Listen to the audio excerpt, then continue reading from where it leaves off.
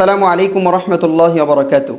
আজকে জানাজা নামাজ প্রসঙ্গে তিনটি মাসআলা নিয়ে আলোচনা করব। প্রথম মাসআলা হলো, জানাজা নামাজ যদিও ফরজি কিফায়া, কিন্তু জানাজা নামাজের মধ্যে চারটি তাকবীর বলা ইমাম মুক্তাদি উভয়ের জন্যই ফরজে আইন, ফরজে কিফায়া নয়।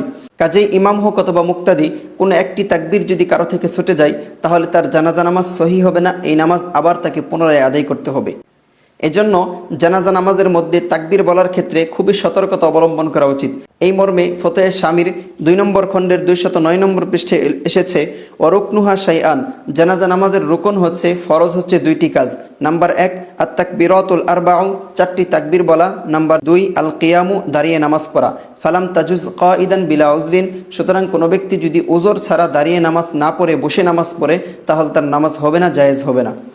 আজকের দ্বিতীয় মাসআলা হলো, জানাজা নামাজের মধ্যে ইমাম সাহেব যদি 3 তাকবীর বলে সালাম ফিরিয়ে দেন তাহলে করণীয়।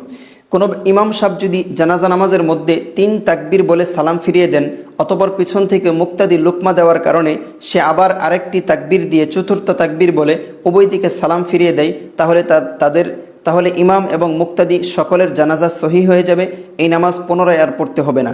এই মর্মে ফতোয়ে হিন্দিয়ার 1 নম্বর খণ্ডের 165 নম্বর পৃষ্ঠে উল্লেখ করা হয়েছে, ওয়ালাউ সাল্লামাল ইমামু বা'দা সালিসাতি নাসিয়ান, ইমাম যদি জানাজা নামাজের মধ্যে 3য় তাকবীর বলার পর ভুলবশত সালাম ফিরিয়ে ফেলে, কাব্বারর রাবিয়াতা ওয়া ইউসাল্লিমু, তাহলে সে 4র্থ তাকবীর বলে আবার সালাম উভয় দিকে ডানে বামে সালাম ফিরিয়ে নামাজ শেষ করবে। কাযাফিত তাতারখানিয়া, যেমনটি তাতারখানিয়া কিতাবের মধ্যে স্পষ্টভাবে এসেছে, তাহলে তার নামাজ হয়ে যাবে, এতে কোনো আবার নামাজ পুনরায় আদায় করতে হবে না। আজকের তৃতীয় মাসআলা হলো, কোনো মুক্তাদির থেকে যদি জানাজা নামাজে কোনো তাকবীর ছুটে যায় তাহলে তার করণীয় কি? কোনো মুক্তাদি যদি জানাজা নামাজের মধ্যে মাসবুক হয় তাকবীরের ক্ষেত্রে, অর্থাৎ ইমাম সাহেবের 1 তাকবীর বলার পর শেষ জামাতে শরিক হয়, অথবা 2 তাকবীর বলার পর জামাতে শরিক হয়, অথবা 3 তাকবীর বলার পর জামাতে শরিক হয়, তাহলে এমন ব্যক্তির জন্য, এমন মুক্তাদির জন্য করণীয় হলো, যখন ইমাম সাহেব সালাম ফিরিয়ে দিবেন, সঙ্গে সঙ্গে সে লাশের খাটিয়া ওঠানোর পূর্বেই সে তার ছুটে যাওয়া তাকবীরগুলো বলে নিবে।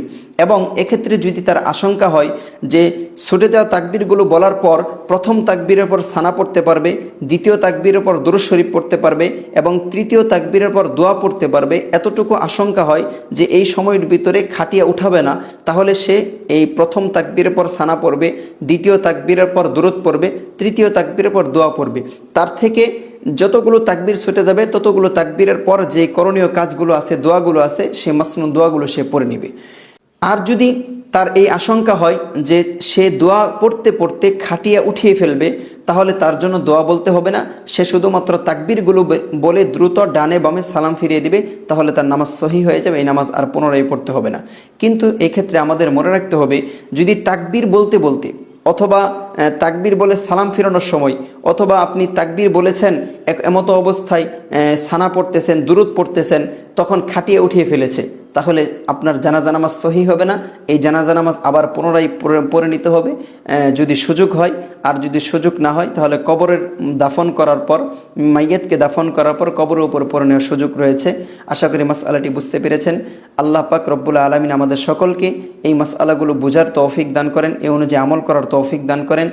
সকলে ভালো থাকবেন, সুস্থ থাকবেন। আসসালামু আলাইকুম ওয়া রাহমাতুল্লাহি ওয়া বারাকাতুহু।